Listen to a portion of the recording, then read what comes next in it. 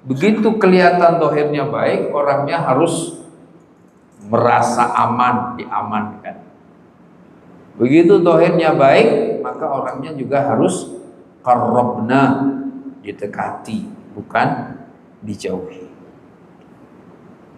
Allahu yuhasibuhu fi sariratih. Jadi urusan rahasianya, urusan batin yang bersangkutan, biarlah Allah saja yang mengurusinya.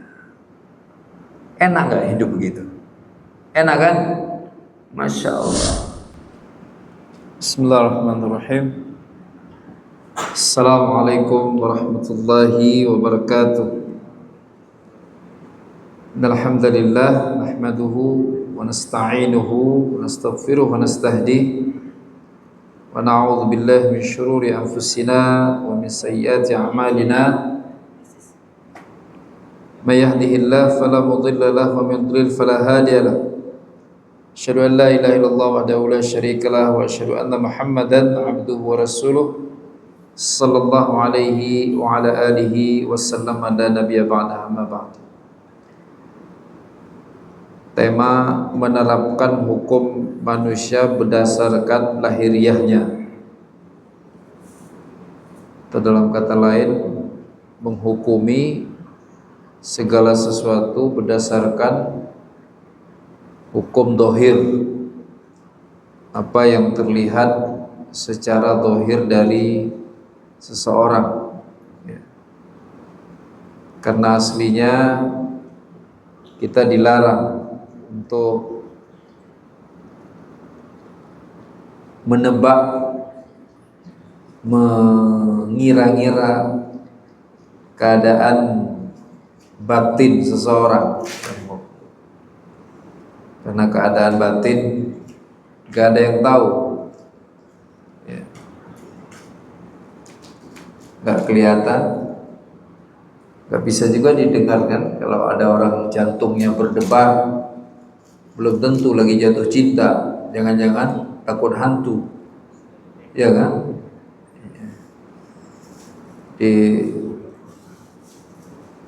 Sesuai batas kemampuan manusia, itu maksudnya. Jangan dilebih-lebihkan, sebagaimana juga jangan dikurangi, ya kan? Ada juga yang mengurangi kemampuan dirinya sendiri dengan mengatakan kita nggak tahu tentang orang lain, kita nggak tahu. Akan tahu, kita lihat, kan? Masa rekan-rekan ini udah ngaji di sini terus ada orang ngobrol berdua, yang satu nanya ke temannya, "Bang, lu lihat tuh bang pada ngaji, kira-kira orang bener nggak bang ya?" Kita nggak tahu, jangan-jangan tuh maling baru tobat. Nih, enak aja orang maling lagi baru tobat, nggak bener banget. Jelas ini lagi ngaji, ya kan? Sebagaimana juga ada yang sebaliknya, dibalik, di switch, melawan arahan Allah, arahan Nabi. Apa itu? Dia seolah-olah merasa tahu batin dan gak mau peduli soal dohir. Ya, hati-hati, walaupun tiap malam mabuk, tuh orang hatinya bersih. Widih, keren kan? Keren. Banyak kayak begitu? Banyak, ya kan? Walaupun dia buka orang, orangnya baik. Masya Allah, bisa begitu ya? Iya. Memang omongannya kasar, isinya kebun binatang semua, tapi hatinya bening. Wih, Masya Allah. Itu yang ngomong itu levelnya udah sakti mandraguna kayaknya. Ya, jadi kita hindari dua hal. Yang pertama yang tadi, jangan sampai sama sekali nggak bisa memberi nilai, menghukumi enggak. Kita tidak ditugasi menghukumi, tapi menilai secara tidak langsung. Dalam hidup ini selalu menilai, betul kan? Iya. Ada yang dilakukan spontan, ada yang dilakukan tidak spontan. Membeli sesuatu, kalau nggak ada pilihan, oke. Tapi hari ini apa mungkin sesuatu itu tanpa pilihan? Nyaris nggak mungkin. Mau kerja, boleh bisa milih. Mau beli korek api, mau apa aja. Warung banyak, rumah makan banyak, kendaraan, serba milih. Agar bisa memilih, maka pasti melakukan penilaian, ya kan? Apa yang kita nilai? Nah, itu pertanyaannya. Ini yang kita bahas nih pada hari ini. Sebagian orang mengatakan kita nggak bisa nilai apa-apa, kita nggak tahu hakikatnya. Ungkapan itu benar sih, ya kan? Tapi masa makanan basi dimakan? Jangan suuzon coy, kita nggak tahu. Walaupun aromanya udah basi, jangan-jangan emang begitu aslinya, dimakan meninggal, ya kan? Jangan gitulah. Ada yang bisa dinilai, tapi terbatas dohir, ya. Jadi yang pertama fatalistik, pokoknya nggak tahu. Yang kedua dibalik sama dia seolah-olah merasa dirinya bisa menilai batin. Nah, kita dikasih panduan nih di bab ini. Kalau kita bahasa Arabnya tuh artinya, bahasa Arabnya namanya bab ijra' ahkamin nas 'ala dhahir wa sarairihim ilallahi ta'ala. Jadi bab tentang menghukumi manusia sesuai dohirnya, atau menilai manusia sesuai dohirnya, dan menyerahkan rahasia-rahasia mereka atau batin-batin mereka, apa yang tak terlihat dari mereka, kepada Allah Subhanahu wa ta'ala. Benar nggak? Itu kan? Apa contohnya nih? Contoh, misalnya saya lihat antum pada ngantuk, misal ada yang ngantuk kan, ngantuk banget pokoknya, udah pengen melek, merem lagi, kayak gitu. Harusnya saya cukup mengatakan kepada diri saya, dia ngantuk, titik, itu doang udah cukup, ya enggak? Enggak, malah saya ngomong apa dalam hati saya? Ini pasti tukang begadang nih, main gaplek nih, nggak jelas nih kalau malam. Ngapain?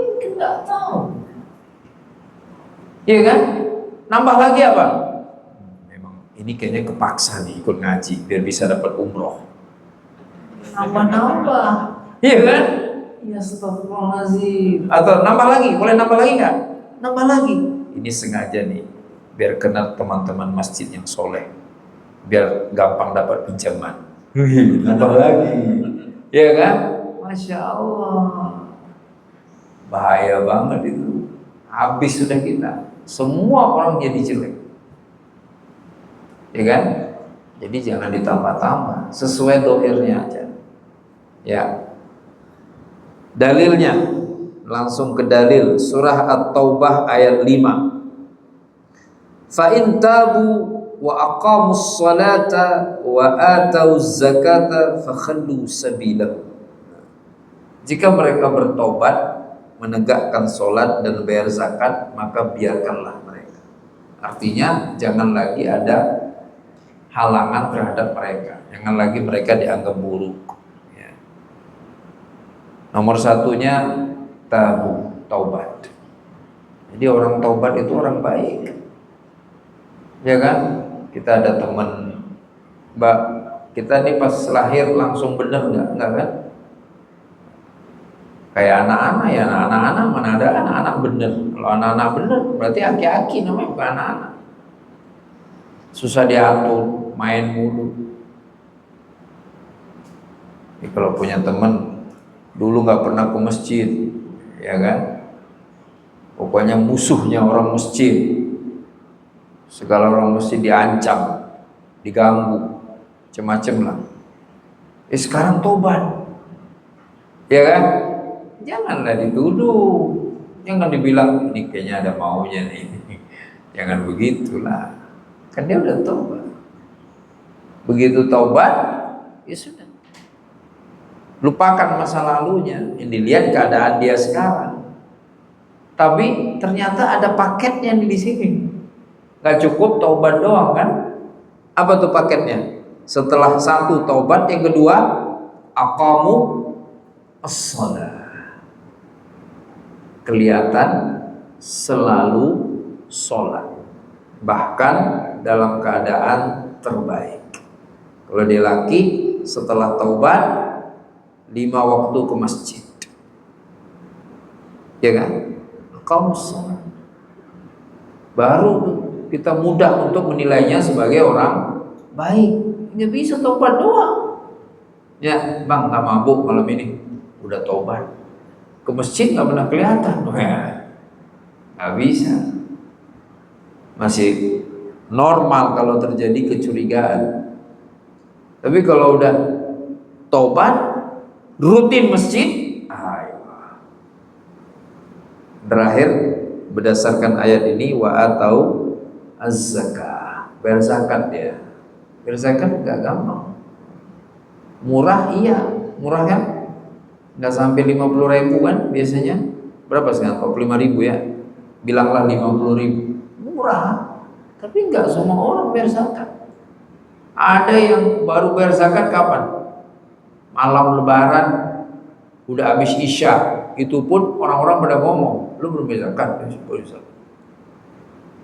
Jadi taubat artinya ar-ruju' ilallah. Terus yang kedua, semangat sholat, bagus sholatnya. Yang ketiga, bayar zakat, berinisiatif, nggak usah disuruh, ya nggak? Tiba-tiba masuk 21 Ramadan udah langsung nyamperin pengurus masjid. Pak masjid, saya mau DKM, saya mau bayar zakat gimana nih berapa? Nah kalau punya teman kayak gitu, khallu sabilahu, nggak boleh ada buruk sangka sedikit pun kepadanya, nggak boleh ada penilaian negatif. Gampang banget, ringan, mudah kan? Dia tobat nggak kelihatannya tobat, dia udah ninggalin yang nggak benar. Yang kedua, sholat gimana? Oke, masjid 5 waktu. Yang ketiga, kalau soal zakat ditagih apa datang sendiri? Datang sendiri. Alhamdulillah. Keren kan? Nah dari sini kita belajar apa? Bahwa orang yang khallu sabilahum, baru tidak lagi boleh ada persepsi negatif sedikit pun. Itu adalah mereka yang menunjukkan keistiqomahan. Gak cukup 1 hari bener langsung dipuji-puji, gak bisa. Bener gak? Ini orang paling top nih, udah gak ada lawan, baik banget. Padahal baru 3 bulan, begitu dicek musim pilkada, ya iyalah, baik dia, ya kan? Nah ini bayar zakat. Kan kalau dia hartanya gak banyak, kapan kita baru tahu dia punya inisiatif sendiri bayar zakat? Nunggu sampai Ramadan lah. Fitrah zakat nyawa. Taubatnya bulan Syawal. Udah bisa belum? Dianggapnya orang udah bener baik. Tunggu dulu. Tunggu sampai ntar pas bayar zakat gak dia? Bayar. Dia datang sendiri, gak ada yang nyuruh. Wah, khalas. Ya kan? Jadi rutinitas keseharian dan perlu durasi waktu yang cukup agar kemudian orang itu dianggap orang baik, kelas. Kita nggak boleh ada curiga sedikit pun, selesai. Keren nggak Islam? Banget. Standar nilainya sederhana, tapi akurat. Kalau orang dibilang, masa begini doang cara nilai orang? Cuma 3 kriteria. Oh iya, tapi kan nggak bisa dilihat sehari. Bayar zakat. Masa begitu tobat langsung bayar zakat? Zakat apaan? Zakat harta butuh setahun, iya kan? Zakat fitrah bulan Ramadan, mana ada zakat fitrah bulan Syaban? Nggak ada. Masya Allah. Ya, ada banyak kan saudara-saudara kita yang begini, walaupun tidak semuanya. Maka yang sudah begitu, hukum dohirnya ini orang baik, orang benar, khalas. Ya. Berikutnya, As-Suyuti, lam yaktafi fi takhliyati as-sabil bit-taubati min asy-syirk hatta yuqimu as-salah wa yu'tu az-zakah wa istadalla bi Syafi'i ala qatli tarik as-salah wa qital mani' az-zakah. Nah, itu tadi yang saya terangkan itu, ya. Sampai-sampai Imam Syafi'i mengatakan orang yang terang-terangan nggak mau sholat, padahal tobat tahu sholat itu penting, boleh dihukum mati. Sebagaimana juga boleh memerangi orang yang tidak mau atau menolak untuk bayar zakat. An Ibnu Umar radhiyallahu anhuma anna Rasulullah sallallahu alaihi wasallam qala umirt an uqatilan nas hatta yashhadu an la ilaha illallah wa anna Muhammadar Rasulullah wa yuqimus shalah wa yutuz zakat fa idza fa'alu dhalika asamu minni dima'ahum wa amwalahum illa bihaqqil Islam wa hisabuhum 'ala Allah ta'ala. Muttafaqun alaih. Hadis ada di Bukhari juga ada di Muslim, muttafaqun alaih. Ya, Masya Allah. Aku diperintahkan, kata Nabi, untuk memerangi manusia sekalian sampai mereka mau bersyahadat asyhadu an la ilaha illallah wa asyhadu anna Muhammadar Rasulullah. Terus wa yuqimus shalah wa yutuz zakat, menegakkan salat dan bayar zakat. Ada berapa tuh? Syahadat, salat, zakat. Hampir sama yang di atas tadi kan? Kalau tadi taubat, salat, zakat. Sekarang syahadat, salat, zakat. Fa in fa'alu dzalik, jika dia sudah melakukan hal itu, asamu minni dima'ahum wa amwalahum, kata Nabi. Kalau sudah syahadat, sudah salat, sudah zakat, maka terlindungi darahnya, hartanya. Terus Nabi lanjutkan, illa bihaqqil Islam, kecuali hak Islam yang ada dalam darahnya, yang ada dalam harta. Wa hisabuhum 'ala Allah ta'ala, dan evaluasi mereka cukup dilakukan oleh Allah Subhanahu wa ta'ala. Kita nggak perlu lagi mengevaluasi orang yang seperti itu. Ya, keren ya. Syahadat, salat, zakat. Udah. Padahal rukun Islam isinya ada 5. Apa yang kelewat di situ? Puasa sama haji. Kok dilewatin? Kenapa?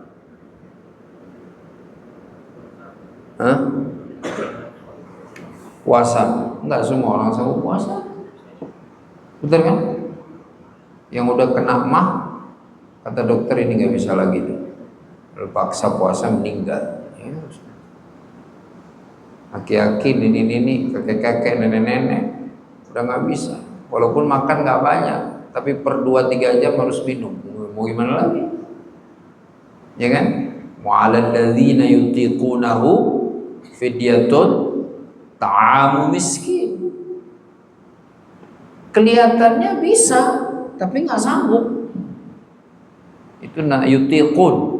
Yutiqun itu al-quwwah ma'a adamil qudrah, itu kata ulama itu. Punya kekuatan tapi nggak punya kemampuan. Kelihatannya kayak bisa, kan normal-normal aja. Ya udah puasa. Nggak ada 3 jam pucat langsung. Ya, orang begitu udah nggak bisa. Siapa yang memutuskan? Dokter. Ya jangan juga untung ntar Ustaz, kayaknya saya masuk kategori itu Ustaz. Kalau bulan Ramadan saya pucat, ya pucat lah. Orang begadang. Ya. Jadi puasa nggak semua sanggup. Haji apalagi. Tapi syahadat nggak syahadat dia nggak Islam lah. Benar nggak? Harus syahadat. Sholat kecuali gila. Selama masih sadar, selama tidak tertidur, selama tidak lupa, maka sholat. dalam posisi apapun, sebisanya. Zakat sama. Apa standarnya? Sebagian ulama mengatakan dia ada makan nggak buat besok pagi atau malam itu, ada, bayar zakat. Nah, tapi nggak ada. Kalau bayar zakat jadi nggak ada makan, bayar aja dulu. Tapi ini nggak ada. Ulama lain mengatakan pinjem duitnya. Makanya zakat fitrah itu murah. Kalau dipikir-pikir nggak masuk akal, gimana sih? Ya nggak? Nih, pada punya ini nggak, mobil listrik atau sepeda listrik, motor listrik? Sekali charger berapa? Itu kan nyawanya, itu kan charger nyawa. Kalau mobil listrik berapa? Kalau dikonversi ke rupiah, 50.000 ya, full. Bilanglah 50.000. Itu kalau dibawa ngebut-ngebut paling 150 km, paling jauh 200 kalau digas. Nyalap nyilip, akselerasi, biasanya lebih cepat habis. Itu baru sekali full. Lah zakat kita di charger tuh sama nyawa, kayak nyawa ditarik dulu, bisa nggak? Ya kan? Dikasih nyawa terus kan, yang bikin kita hidup kan nyawa, bener nggak? Sohe? Nyawa yang bikin hidup ya. Kalau nggak ada nyawa nggak hidup, mati. Cuma berapa? Setahun 50.000, Masya Allah, murah banget. Kenapa semurah itu? Biar semua orang sanggup. Jadi nggak boleh ngalesan, nggak boleh ngeles. Bahkan ada sebagian ulama mengatakan kalau ada orang mau dikasih zakat fitrah, ditanya dulu, Anda udah bayar zakat fitrah belum? Padahal dia udah berzakat, mustahik dia, fakir miskin. Anda udah bayar zakat? Belum, nggak jadi. Zakat hanya diberikan kepada mereka yang sudah bayar zakat. Zakat mana maksudnya? Zakat fitrah. Udah bayar belum? Gitu. Ya, jadi itu semua orang mampu 3 hal itu. Yang kita rawat lah. Ketika 3 hal itu dirawat dengan baik, maka kita terlindungi nyawanya, diproteksi oleh Nabi dan para sahabat, dan hartanya. Kelas nyawa dan harta. Darah, kalau di sini kan darah nih, dima'ahu.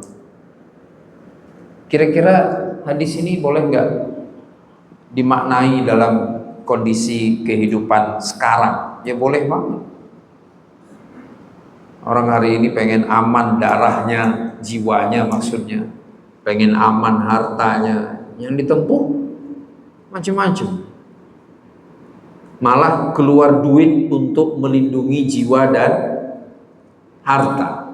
Padahal ada faktor yang belum dilakukan dengan baik. Apa itu? Sholat dan zakat. Ya, kan pengen aman kan? Pengen kemana-mana pengen aman, nggak pengen dikit-dikit masalah harta. Maka jaga kualitas 3 hal ini. Syahadat itu berarti iman di dalam dada, kemudian sholat sebaik-baiknya, yang ketiga berzakatlah. Illa bihaqqil Islam. Nah, Islam berhak minta jiwa. Loh, kok Islam minta jiwa? Nah, kalau dia buat salah mau gimana? Walaupun dia udah syahadat, udah sholat, udah zakat, tapi malah terjerumus misalnya ngebunuh orang, kan kena hukuman mati. Dia nggak bisa bilang, loh Rasulullah katanya saya dilindungi karena saya udah syahadat, udah sholat, udah zakat. Oh, nggak bisa, Anda melakukan kejahatan di dalam Islam. Ya, makanya itu maksudnya illa bihaqqil Islam. Hisabuhum 'ala Allah. Urusan mereka ke Allah. Ya, orang yang sudah melakukan 3 hal ini. Berikutnya, man qala la ilaha illallah wa kafara bima yu'badu min dunillah haruma maluhu wa damuhu wa hisabuhu 'ala Allah ta'ala. Orang yang mengucapkan la ilaha illallah dan mengingkari semua yang disembah selain Allah. Jadi dua hal, la ilaha illallah dan mengingkari semua sesembahan selain Allah.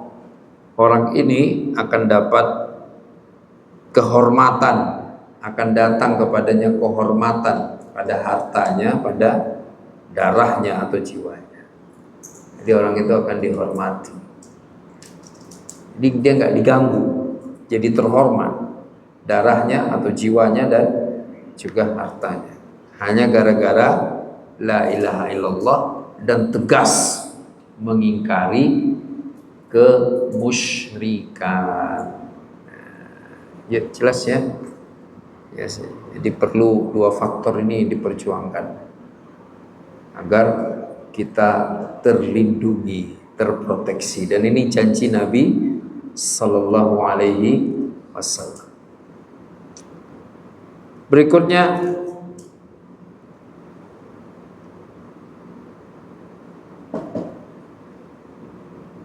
mana nih sekarang?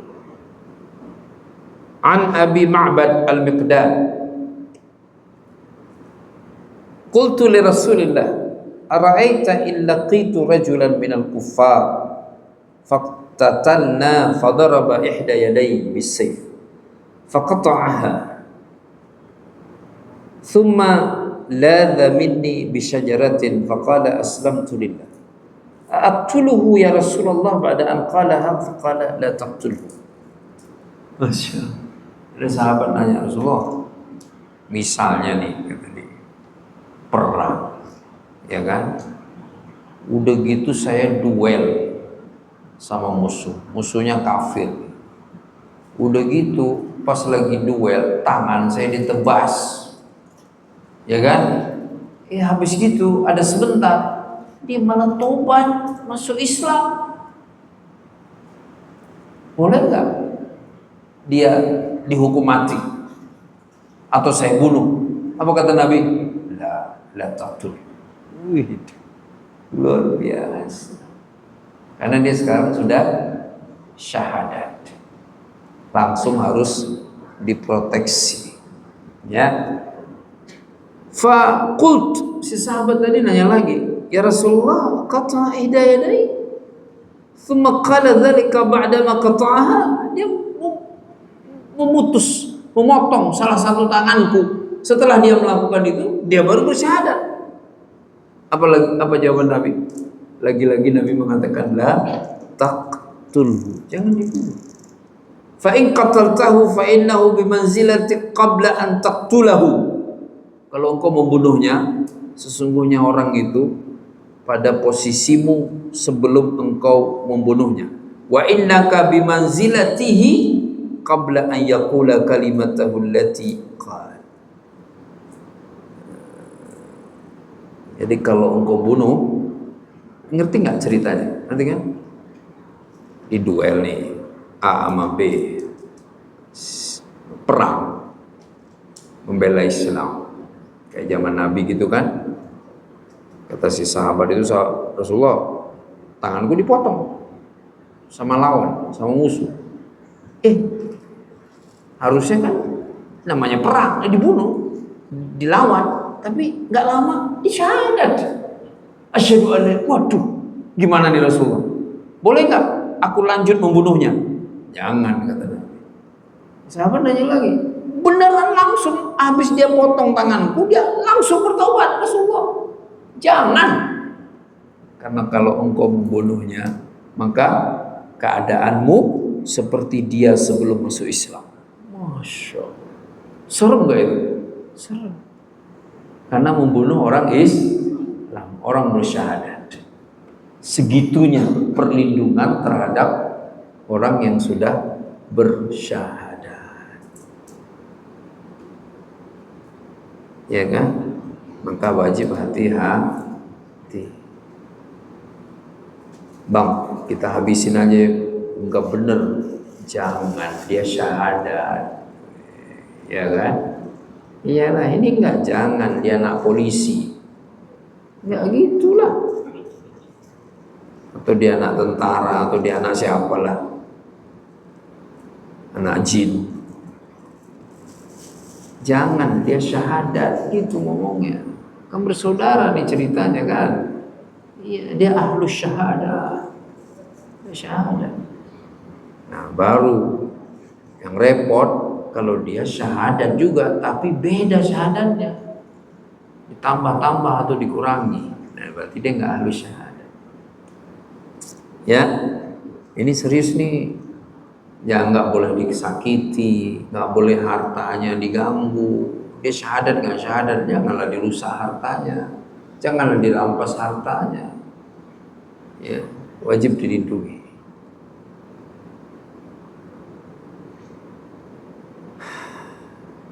Berikutnya,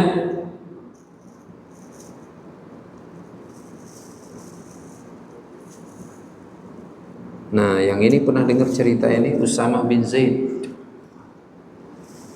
Ba'athana Rasulullah sallallahu alaihi wasallam ila Huraqah min Juhaina fa sayyahna al-qawm fasabbahna al-qawm ala miyahihim wa lahiktu ana wa rajulun min al-ansar rajulan minhum falamma ghashayna qala la ilaha illallah faqaffa anhu al-ansari wa ta'antuhu bi rumhi hatta qataltuhu falamma qadimna al-madinata balagha dhalika an-nabi sallallahu alaihi wasallam faqala li ya Usama aqataltahu ba'dama qala la ilaha illallah qultu ya Rasulullah innama kana muta'awwidhan faqala aqataltahu ba'dama qala la ilaha illallah fama zala yukarriru alayya hatta tamannaitu anni lam akun aslamtu qabla dhalika al-yawm. Masya Allah, Usama bin Zaid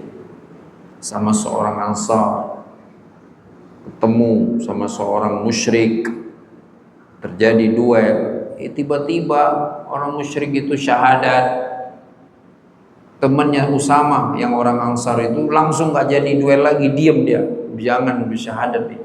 Si Usama lanjut sampai terbunuh di tangan Usama. Balik kepada Nabi kota Madinah, dicerita kepada Nabi. Langsung apa kata Nabi? Usama, kamu membunuh orang setelah orang itu bersyahadat? Dijawab sama Usama, ya tapi Rasulullah kayaknya dia pura-pura. Nabi nanya lagi, Usama, kamu membunuh orang itu karena orang itu padahal orang itu sudah bersyahadat? Terus diulang sampai-sampai kata Usama apa? Nabi terus mengulang kalimat itu. Seandainya saat ini aku belum jadi orang Islam. Saking menyesalnya dia atas apa yang dia lakukan. Ya, segitunya tinggi derajat syahadat. Oke. Maka jangan memandang sepele kepada saudara kita yang sudah bersyahadat. Kan kadang-kadang orang yang saudara-saudara kita baru taubat gitu ya. Baru ke masjid, baru ngerti sholat, baru bisa ngaji, tidak jarang dipandang sebelah mata. Aneh orang kan juga baru, nggak bisa.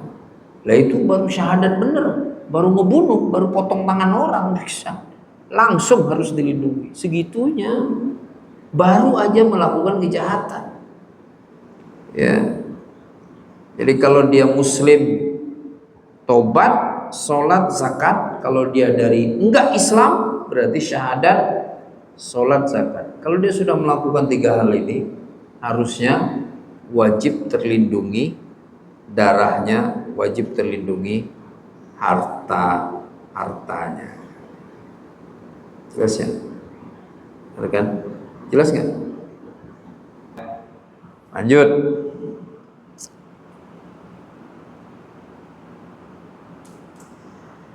Sekarang hadis 394. An Jundab bin Abdillah anna Rasulullah sallallahu alaihi wasallam ba'athan minal muslimin ila qaumin minal musyrikin wa annahum iltaqaw fakana rajulun minal musyrikin idza syaa an yaqsida ila rajulin minal muslimin qasada lahu faqatala wa anna rajulan minal muslimin qasada ghaflatah wa kunna natahaddatsu annahu Usamah bin Zaid falamma rafa'a alaihi as-sayf qala la ilaha illallah faqatalah fajal bashirna. Ini ceritanya hampir sama dengan cerita yang tadi, cerita Usamah bin Zaid.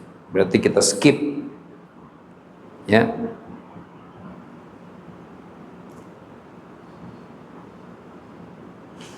Tiga 395 Abdullah bin Atabah bin Mas'ud qala sami'tu Umar bin Al-Khattab radhiyallahu anhu yaqul inna nasan kanu yu'khadhuna bil wahyi fi ahdi Rasulillah sallallahu alaihi wasallam wa innal wahya qad inqata wa innama na'khudhukumul an bima dhahara lana min a'malikum.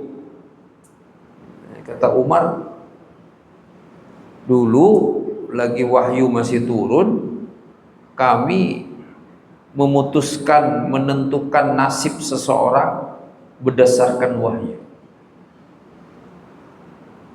Apakah ayat langsung atau dari yang diucapkan oleh Nabi Sallallahu Alaihi Wasallam? Banyak kan? Ya. Kalau ada wahyu, kami bergerak. Nggak ada wahyu, kami diam. Kemudian meninggal Nabi Sallallahu Alaihi Wasallam. Yang itu berarti wahyu pun terhenti. Tidak ada lagi ayat baru yang turun. Maka bagaimana kami memutuskan seseorang? Khudhukumul an bima dhahara lana min a'malikum. Sekarang kami memutuskan sesuai dengan apa yang zahir. Kalau dulu tunggu wahyu, ya kan? Nggak bisa mutusin apa-apa. Nah sekarang sesuai dengan apa yang zahir. Faman adhara lana khairan amanna wa qarrabna.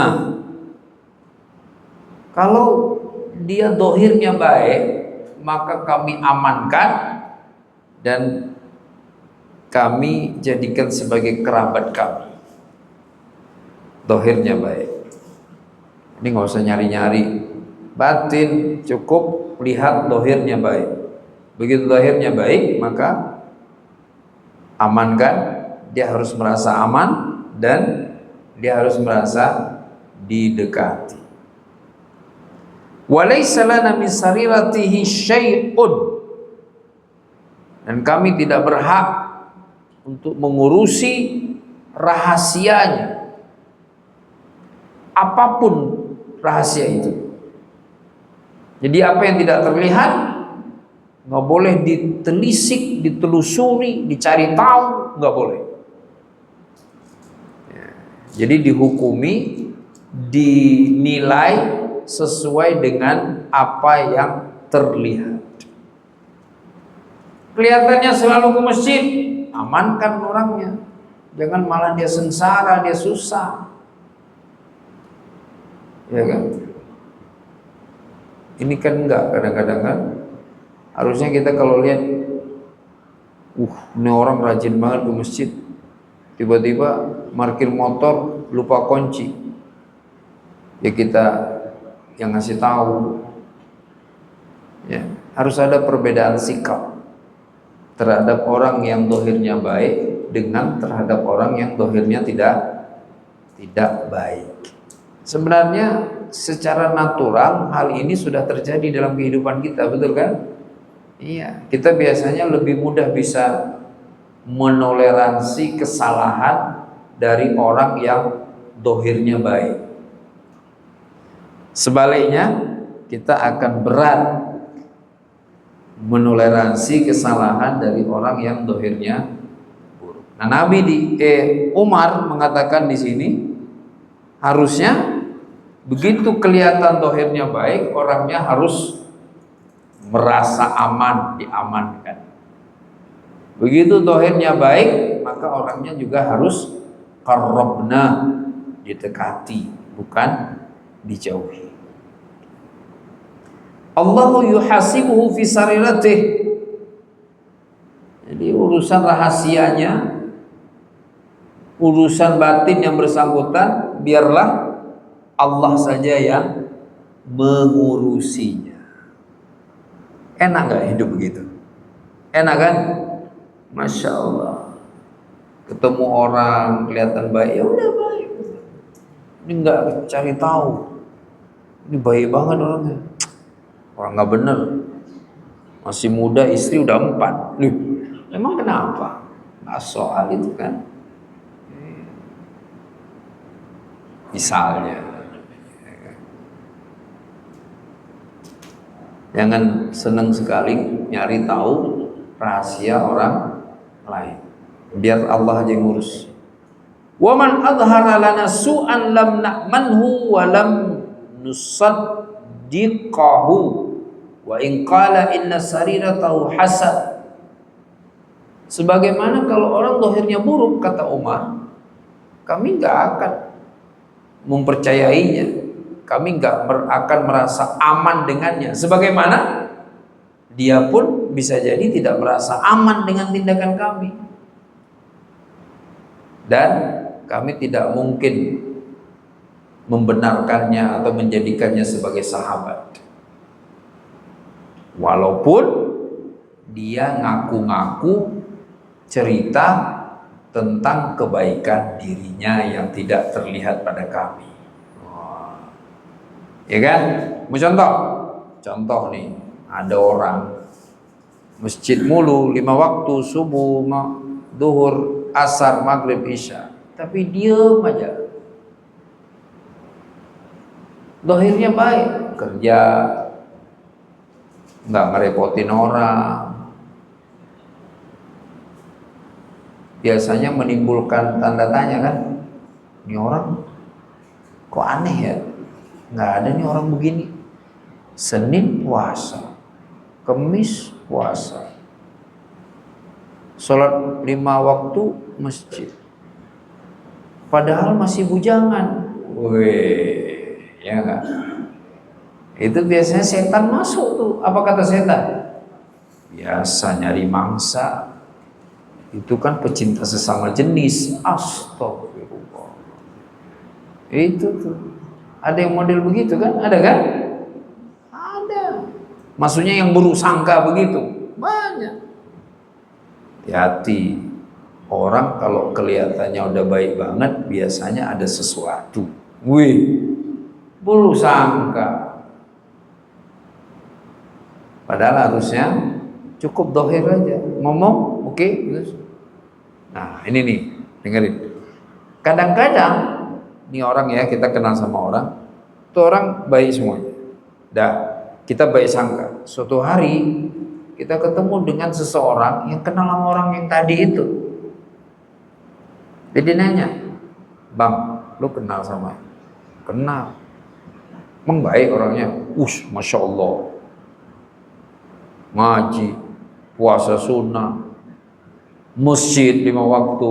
Masya Allah. Dia mulai cerita, "Sini Bang, lo belum tahu aja, itu kan bandar narkoba." Wih,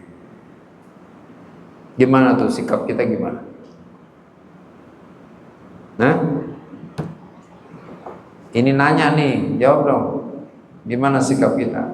Ini kita kenal orang, bilanglah si A, ya kan? Kita udah kenal setahun, 2 tahun, baik banget, masjid, ngaji, puasa, pokoknya nggak zolimi orang, nggak nyebelin orang, ngomong baik. Dah, suatu hari kita ketemu seseorang, orang itu cukup kita percaya, bisa dipercaya, kita kenalnya udah lama juga. Jadi ngomong, "Bang, lu deket sama si fulan itu?" "Iya." "Lu nggak tahu Bang?" "Emang kenapa?"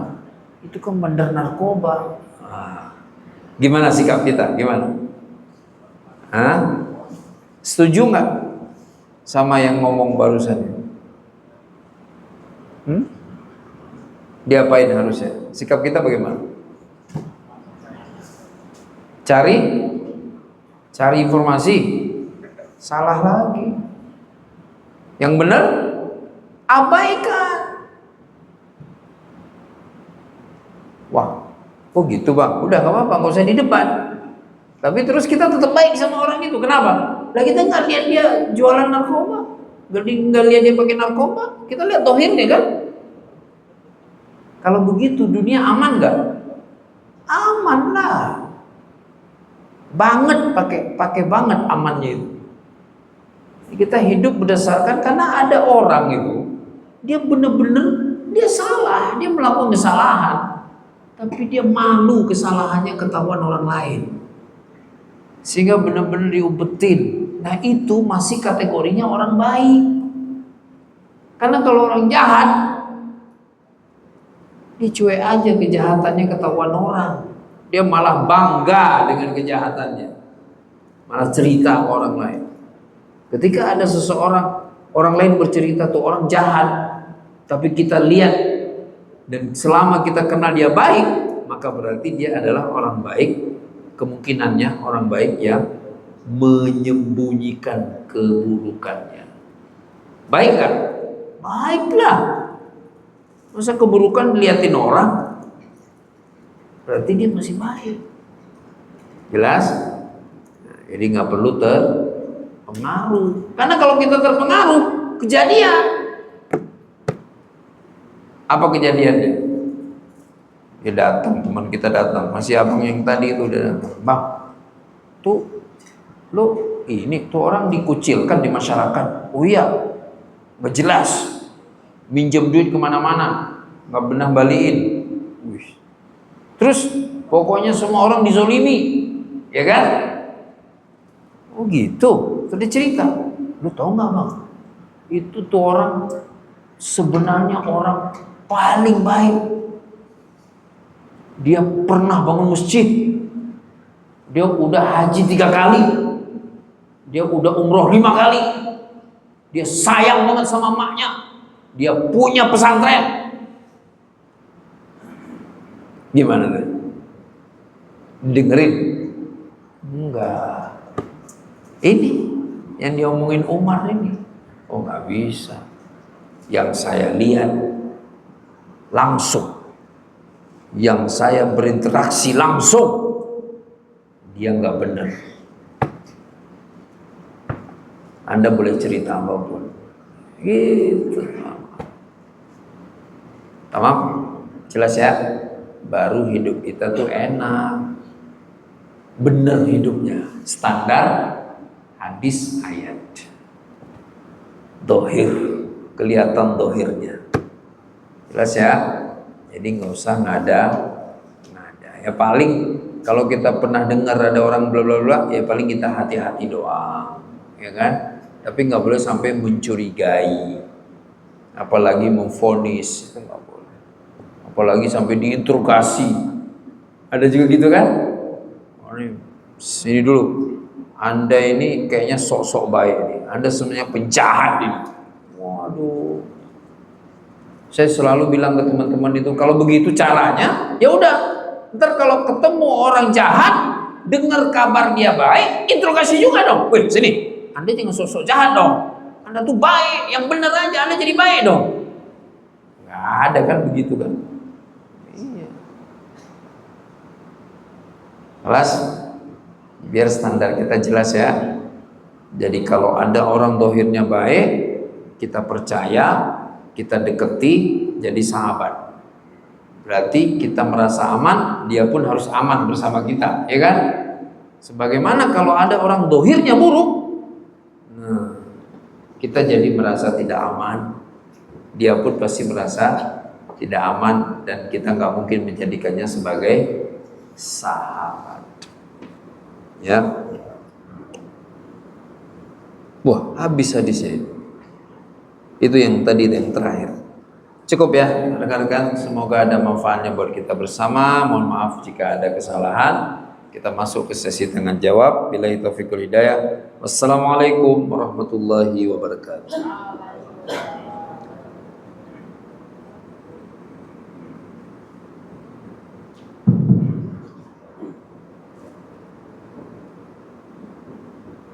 Waalaikumsalam warahmatullahi wabarakatuh. Jazakallahu khairan kasih kepada Ustaz Ali Jufan LCMA atas materi yang sudah diberikan. Semoga menambah wawasan kita dan dapat kita praktekkan di kehidupan kita sehari-hari. Selanjutnya, bagi jemaah yang ingin bertanya, kami persilahkan. Masih ada waktu sekitar 30 menit.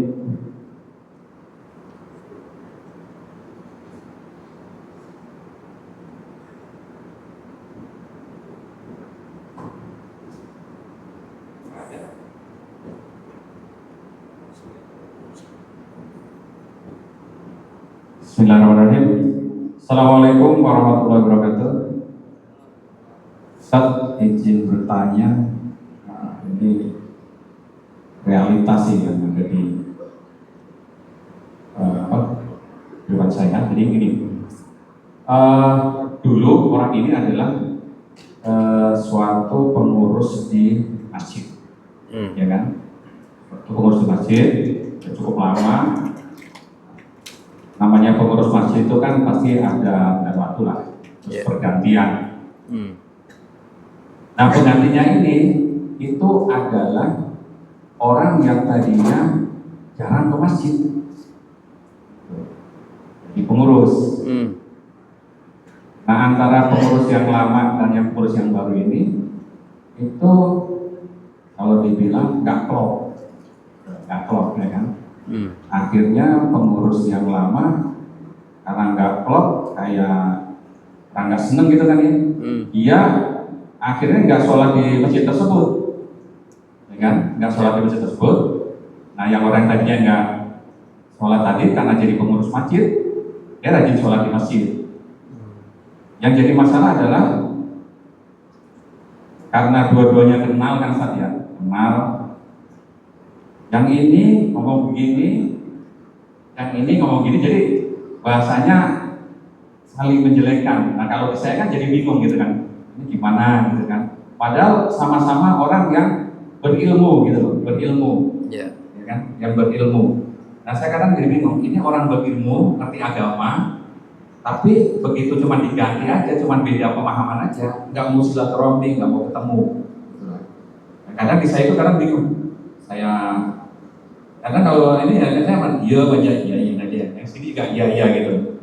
Tapi karena kan di hati kita ini udah jadi nggak mengurus, protes, ya kan? Misalnya subuh azannya telat, ya kan? Telat sampai 10 menit, tuh azan telat tuh, gitu kan? Protes, ya kan? Yang sini ya wajar lah sekali-kali, ya kan? Namanya marbot, mungkin siangan atau enggak alamnya nggak bunyi gitu kan? Tapi terlalu kencang protesnya. Nah, saya sebagai jamaah kan juga bingung, sama-sama duanya kenal. Nah, ini mau ambil sikap itu gimana? Gitu.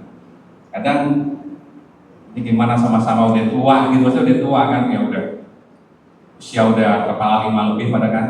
Ya pengennya tuh ya akur lah, walaupun cuma beda di rantingnya kan gitu kan. Tapi terlalu dikedepankan gitu. Nah, yang jadi bingung adalah jamaahnya sih kan. Nah, pertanyaan adalah sikap saya nih teman itu sebaiknya gimana saja? Mungkin lebih dikasih pencerahan, penjelasan. Terima kasih. Assalamualaikum warahmatullahi wabarakatuh. Waalaikumsalam warahmatullahi wabarakatuh. Ya, konflik antar muslim. Ya. Dalilnya, pegangannya innamal mu'minuna ikhwatun. Sungguhnya orang beriman itu bersaudara. Fa aslihu baina akhawaikum. Damaikan antara kedua saudaramu. Wattaqullaha la'allakum turhamun. Bertakwalah kepada Allah agar kamu sekalian mendapatkan kasih sayang dari Allah. Jadi menjadi beriman, menjadi bersaudara. Syahadat tadi, ukurannya syahadat. Darahnya aman, hartanya aman, kan sama-sama syahadat, masih sholat di masjid kan. Tapi kita menyaksikan fenomena itu, saling tikam perkataan, ya. Jangan berpihak, tapi jadilah yang mengislah. Faslihu, damaikan. Caranya bagaimana?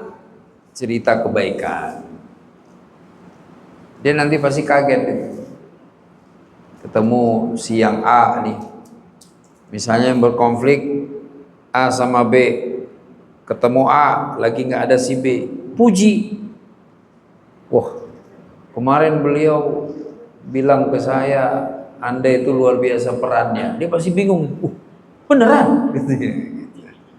Padahal itu musuhnya. Oh ya? langsung berubah. Ketemu si B, sampaikan hal yang serupa. Kemarin saya sama Bapak A, katanya beliau itu luar biasa, karena Anda itu luar biasa. Itu tugas kita itu, ya kan? Jangan ambil bagian dalam perselisihan, tetapi ambil peran dalam perselisihan. Berperan untuk mengakurkan. Itu tugas kita. Kita kan harus sering-sering bertanya, kenapa Allah perlihatkan konflik itu di depan mata? Kenapa nggak terlihat di mata orang lain? Jawabannya, karena Allah tahu kita punya kemampuan untuk mendamaikan. Gitu, ya kan? Iya, maka damaikan. Nggak perlu dibahas siapa benar siapa salah. Kalau sudah tahu kedua-duanya muslim, kedua-duanya mukmin, apalagi kedua-duanya sholat ke masjid, kedua-duanya ngurus masjid, walaupun berbeda waktu, ya udah selesai. Itu adalah perbedaan yang memang tidak bisa dihindari. Tugas kita menghentikan laju perbedaan itu agar tidak menuju perpecahan. Cukup berhenti pada warna-warni kehidupan. Itu tugas kita tuh. Ya kan? Beres ya? Kita duduk, tiba-tiba ada yang nyeletuk. Gimana sih, nggak seragam amat? Ada yang pecian, ada yang nggak peci. Nah, itu kalau mau dibahas, bulan depan udah nggak ada yang ngaji lagi. Berantem, konflik. Tapi tiba-tiba kita hadir, kita ngomong apa? Udah sama aja lah. Yang pakai peci juga oke banget, yang nggak pakai peci mungkin gerah, ya kan? Tiba-tiba yang pakai peci ngotot, jangan gitulah, ngaji masa nggak pakai peci? Wah, gitu kan? Ya udah bang, berarti kesempatan amal kita nih, ya kan? Kita urunan yuk, abang sama saya, kita beliin teman-teman peci. Wes, beres kan? Beres, ya. Jadi nggak perlu setiap perbedaan diladeni diskusinya, dialognya sampai menuju pada perpecahan. Mencari siapa benar dan siapa salah itu bagian dari upaya tak sadar untuk menciptakan perpecahan. Mau contoh, saya kuliah kemana-mana itu nggak ada tuh orang ngomongin rakaat sholat taraweh, ngomong aja kagak. Nanya, enggak. Diskusi, enggak. Terus gimana? Sholat aja. Kelamaan, ngantuk, capek, pulang dia tidur, beres. Gak usah diomongin, gak usah diucapin. Emang gak beres sih, lama amat sholat. Sholat apaan sih, rakaat banyak amat? Enggak. Bertahun-tahun saya di sana gak ada diskusi itu. Diskusi itu adanya di mana? Di tanah air tercinta. Diladeni sama orang-orang baik, sama kiai-kiai, sama ustaz-ustaz, diladeni omongan itu. Iya sih, harusnya sih nggak banyak-banyak, 8 aja udah cukup. Yang 20, iya apaan? Tidur aja 8, ngapain? Jangan diladeni. Udah, sama aja. Yang kacau itu yang nggak taraweh. Kamu kuat, kamu sholat 20, 36. Nggak kuat 2 rakaat pun cukup lah. Sunnah ini ribet amat. Emang kalau nggak sholat sunnah kan neraka. Udah 2 rakaat aja. Habis itu kita ngopi, iya kan? Beres masalah. Jangan diladeni. Habis kita. Tamam? Gitu ya Syekh ya. Caranya gitu. Jadi nanti tipu-tipu dikit lah. Antum ketemu pengurus lama cerita, Pak, Bang Haji, pengurus baru itu sering sekali cerita pengurus lama luar biasa kerjanya. Dia kaget, masa sih? Tapi dia kayak marah sekali sama saya. Lah memang orangnya bentuknya begitu. Tapi aslinya luar biasa. Dia suka cerita ke saya bagaimana bapak-bapak yang kudama ini sabiqunal awalun ini berjuang ngurus musola masjid ini. Ketemu lagi sama yang baru. Kita cerita, Bang Haji, luar biasa. Begitu seterusnya. Akhirnya mereka akur gara-gara kita. Gitu ya. Insyaallah. Ada lagi yang lain?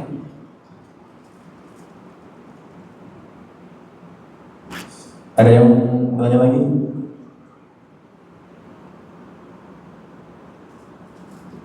Yang muda-muda lah. Masa yang nanya udah tua-tua terus. Yang masih fresh. Assalamualaikum warahmatullahi wabarakatuh. Waalaikumsalam.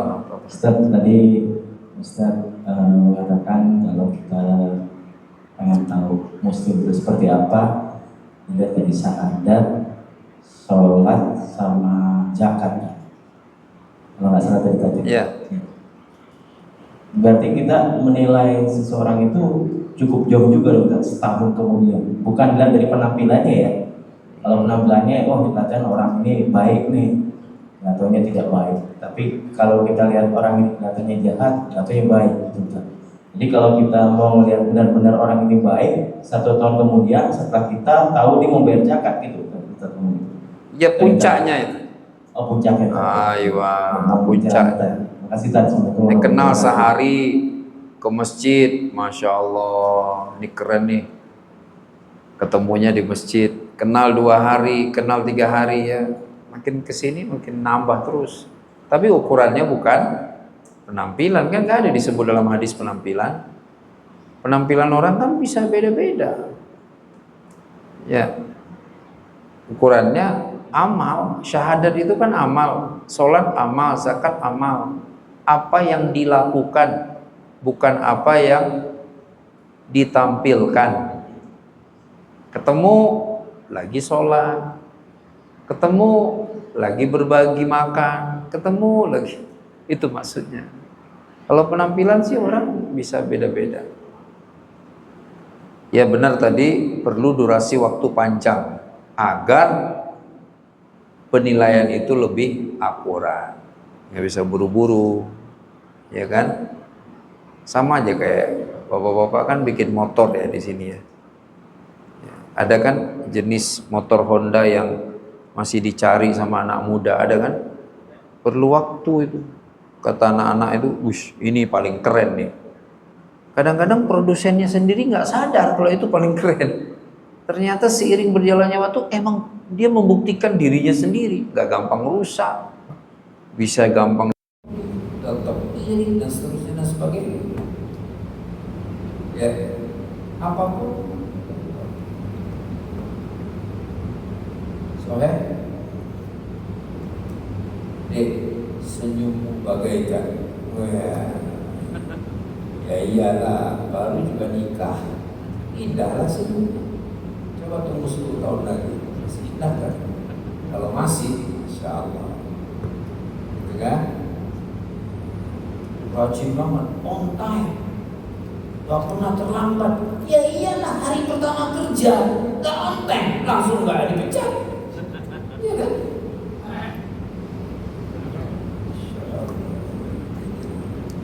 Perlu waktu, soheh, bener banget.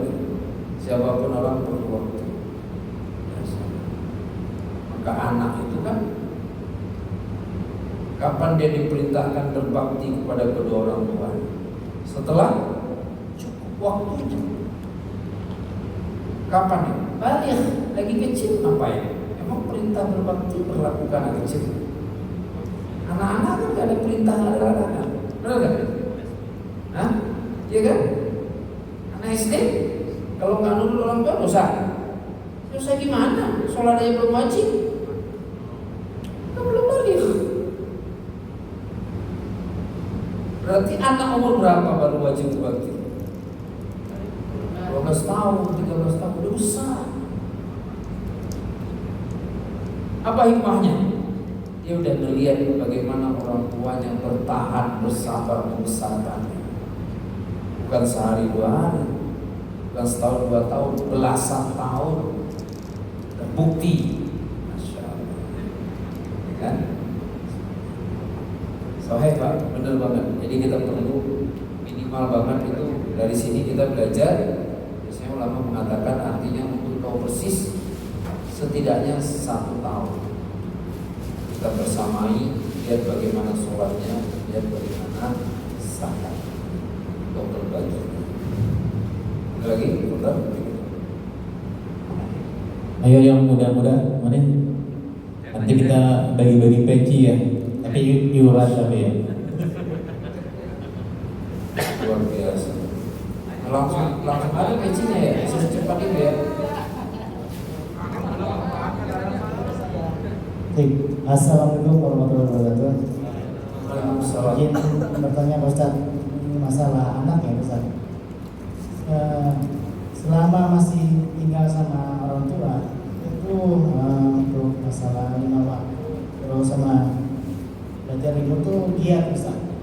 Nah pas tahun di sini tuh dia udah jauh ya dari orang tua, udah beda daerah gitu ya.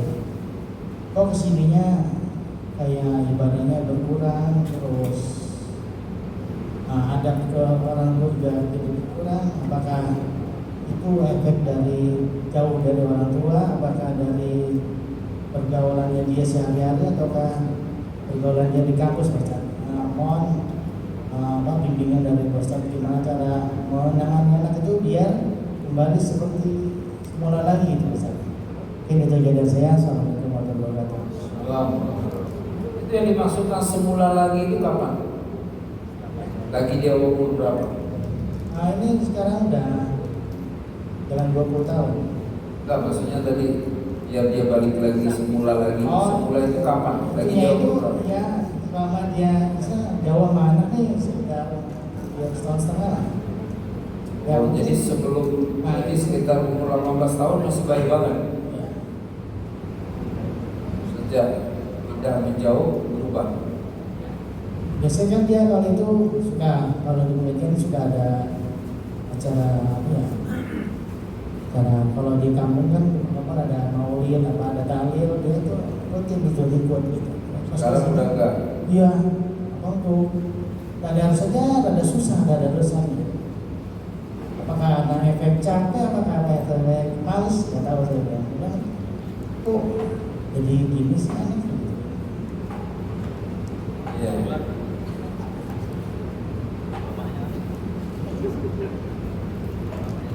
Biasanya dua hal yang membuat kita bertahan: kebutuhan dan keinginan atau kesenangan. Udah umur 70 tahun, kerjaannya masih mancingan. Kita tanya sama yang jaga mancingan, dia ini aki-aki dari kapan mancing di sini? Dari muda. Itu namanya apa? Kesenangan. Dia menemukan kesenangan di sana, maka dia bertahan. Ya. Satu lagi, pas kita pergi kemana, naik angkot, ketemu, bang, lu, abang masih ke angkot? Iya, mau ngapain lagi? Masya Allah, dari saya SD kelas 1 bang. Iya. Berarti dia umur berapa tuh? 20 tahun. Sekarang mau 50 tahun. Bertahan. Kebutuhan. Saya bisa apa lagi? Saya cuma bisa nyetir. Itu biasanya yang bikin orang bertahan. Ya. Nah, coba dicek ke Ananda. Apa dia nggak bisa menemukan kebahagiaan dalam beragama? Atau dia merasa nggak butuh sama agama? Yang pasti kalau makin hari makin terus menjauh, ya sudah dua-duanya hilang. Gak bahagia bersama agama atau gak menemukan kebahagiaan bersama agama, dan dia merasa udah gak butuh sama agama. Ya kan? Kalau udah tahu begitu, tinggal muhasabah. Ya nggak? Nah, muhasabah gimana? Kan baru setahun setengah jauh dari rumah, benar nggak? Tinggal di rumah berarti berapa tahun? 18 tahun. Masa baru setahun setengah pergi jauh dari rumah langsung berubah? Ya kan? Berarti dulu waktu di rumah kelewat untuk menanamkan rasa cinta pada agama. Dia nggak menemukan lezatnya tuh.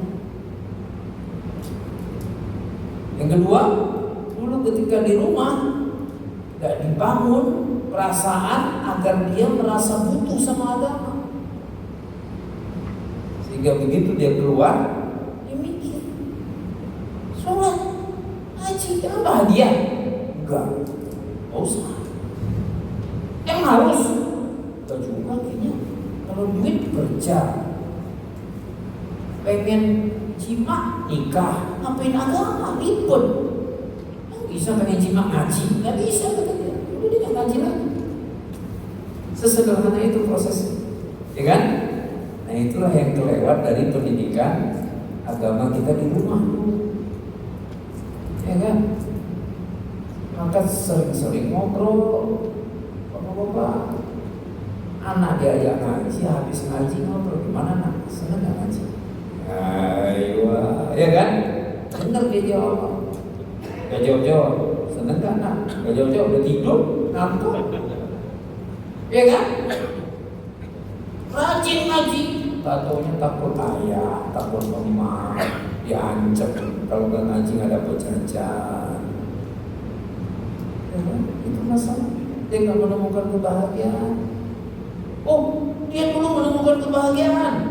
Orang gak pernah disuruh, gak dipaksa, dia sendiri pas sore berangkat ngaji. Kurang. Karena ternyata begitu dia jauh dari rumah, dia melihat ada kebahagiaan yang lebih membahagiakan. Manusia kan suka banding-bandingin kan. Ngaji, bahagianya segitu doang. Ini gak ngaji, nongkrong, ngobrol sama teman, ternyata lebih happy. Dia tinggalin ngaji, ya kan? Berarti harus ditransfer kebahagiaan yang hakiki.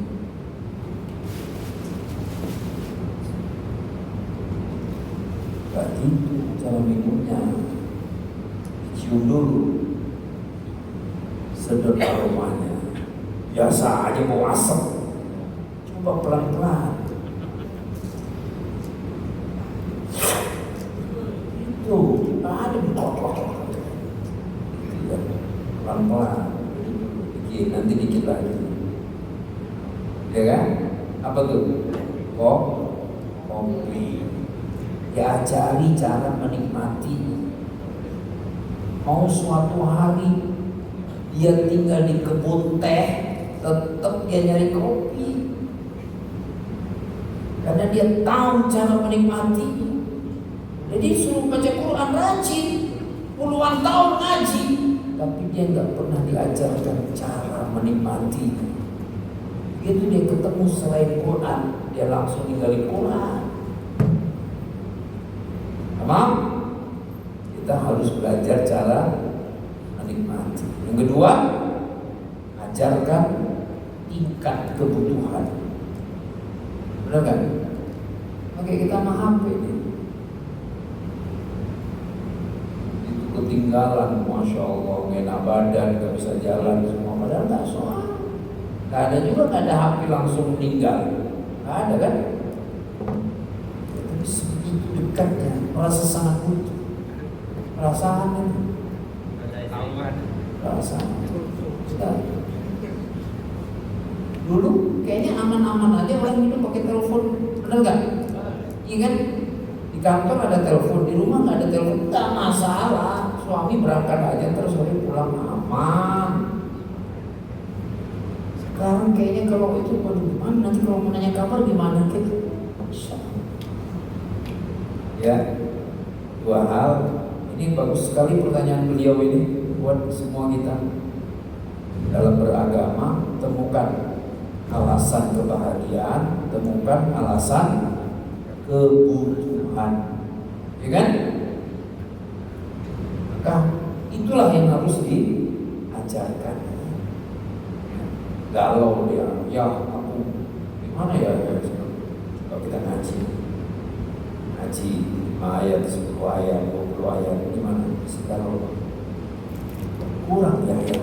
Tadi padahal aku pengen gebukin temen, sekarang enggak. Itu ayahnya harus ngajarin begitu, ya kan? Insyaallah ya, pasti bisa. Cukup?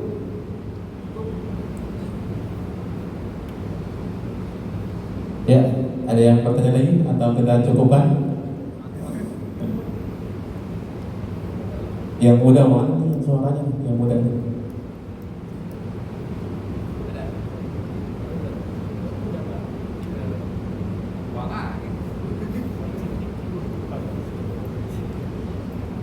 Mohon Ustaz, mau nanya, mohon dijelaskan terkait dengan paham Khawarij dan Murji'ah ya. Terus apakah paham itu ada di Indonesia sampai sekarang? Terus bagaimana sikap kita menyikapinya? Assalamualaikum warahmatullahi wabarakatuh. Khawarij dari kata kharaja yakhruj, keluar. Khuruj an ahli sunnah, keluar dari patron ahlus sunnah wal jamaah. Khawarij lagi yang mengatakan al-khuruj an al-hukumah al-islamiyah, keluar dari pemerintahan Islam. Jadi tidak mau berada di bawah kepemimpinan umat Islam, bikin kepemimpinan sendiri. Awalnya paham itu muncul karena kecewaan kepada Ali bin Abi Thalib dan Muawiyah. Kenapa sama-sama sahabat dekat, tapi malah berperang? Kenapa Muawiyah malah melawan Ali? Kenapa Ali malah memaafkan Muawiyah? Itu awalnya kecewa. Maka mereka milih tak mau hidup bawah kepemimpinan Ali bin Abi Thalib, sebagaimana juga menolak hidup bawah kepemimpinan Muawiyah bin Abi Sufyan. Keluar dari kota Madinah, keluar dari Damaskus, hidup sendiri di Badawa, di mana dulu tanah para pasir, di luar peradaban.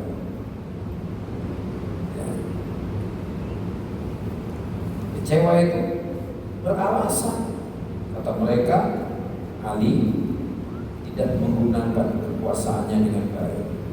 Dia pemimpin tapi tidak berani bertindak. Kan Muawiyah salah, kata mereka. Muawiyah apalagi jelas-jelas salah melawan Ali sebagai khalifah. Mereka buat kesimpulan, ini orang gak ada yang benar nih.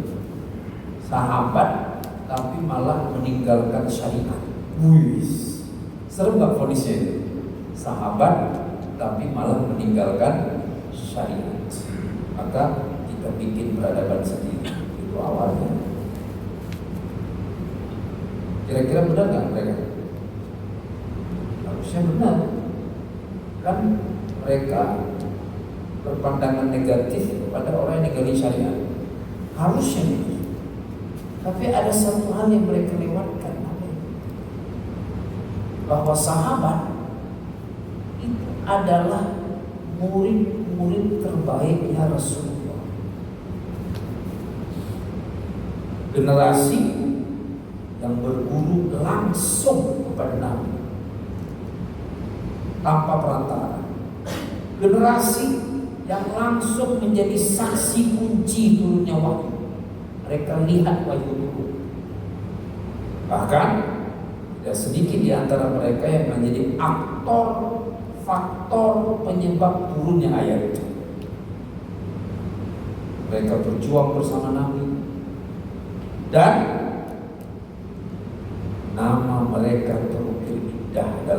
suci yang abadi Al-Quranul Karim dengan pujian R.A. radhiyallahu anhu. Allah ridho kepada mereka. Itu yang dilewatkan Khawarij. Kalau penilaian Khawarij itu dialamatkan kepada orang biasa, mungkin ada benarnya. Tapi ketika dialamatkan kepada sahabat, tidak ada benarnya sama sekali. Karena sahabat, mereka bahkan berhak memutuskan perkara hukum di dalam Islam dengan ijtihad mereka. Tentunya dalam batasan tertentu. Itu. Jadi Khawarij sesatnya awalnya seperti itu. Nah sekarang ada nggak kelanjutan mereka? Ada. Apa ciri khasnya? Ketika menolak dalil orang lain.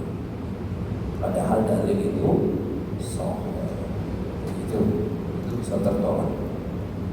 Ya, jangan kalau saya terang-terangan mengatakan ya jangan jadi Khawarij. Dan kan sudah ada fatwa MUI nggak boleh Khawarij. Ya, cuma ada cumanya. Jangan semena-mena, seenaknya tuduh orang lain Khawarij. Hati-hati. Kayak tadi yang baru kita belajar nih, jangan dikit-dikit Khawarij itu bahaya. Kenapa? Khawarij itu jumhur mengatakan sesat, menyesatkan orang. Kata Nabi, kalau dia nggak sesat, siapa yang sesat? Kita. Hati. Ya, jadi kalau ada orang nggak pas, nggak benar, parah banget, bilang aja parah nih orang. Nah itu masih aman kita. Jangan bilang orang itu Khawarij, itu repot gitu. Ya, boleh nuduh, boleh vonis, itu cuma lembaga-lembaga Islam. Cukup ya?